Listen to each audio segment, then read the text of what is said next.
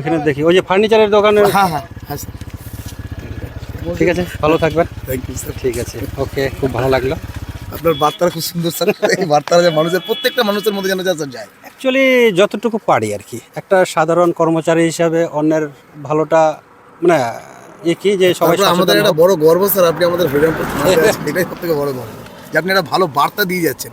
সে আপনি জানি আপনাদের চাকরিগুলো স্যার ট্রান্সফার হয়, হ্যাঁ। কিন্তু বাট যতদিন আছেন আমাদের হরিরামপুরের লক্ষ্য তো বার্তা দিচ্ছেন, ভালো বার্তা মানুষ যেন পাচ্ছে। হ্যাঁ, এটা এই আশেপাশে যারা আছে আমি দেখেছি অনেকে হেলমেট পরছে, তারপরেও যারা ভিডিও দেখে অনেকে আবার আর ইয়ে একটা হচ্ছে। জিনিস দেখতে পাই স্যার, আপনাকে দেখে আমাদের মতো ইয়ং ছেলেরা অন্তত আপনার রেস্ট্রিকশনটা ফলো করছে। এইটুকটা আমি দেখতে পাচ্ছি, আর ভিডিও দেখছি যখন। এবার আমি মানে অনেকে দেখি তো ইয়ং ছেলেগুলো, ইয়ং জেনারেশন বেশিরভাগে বাইক নিল একদম হু হু করে চললো। এবার এটা দেখলো না যে কি হবে না হবে, ওটা দেখছে না, কিন্তু ওর যখন ঘটনা ঘটে যায় তখন পস্তায়। বুঝতে পারলেন? এটা হচ্ছে নিজে যখন জমি জমা যা কিছু সব বিক্রি করে নিজেকে বাঁচাতে হয়। যার উপর ডিপেন্ড করে পুরো ফ্যামিলিটা চলে, তারই যদি কিছু হয়ে যায় তখন তো ভাবে না, না না বাইক পেয়েছে দিল পিক আপ একদম চললো।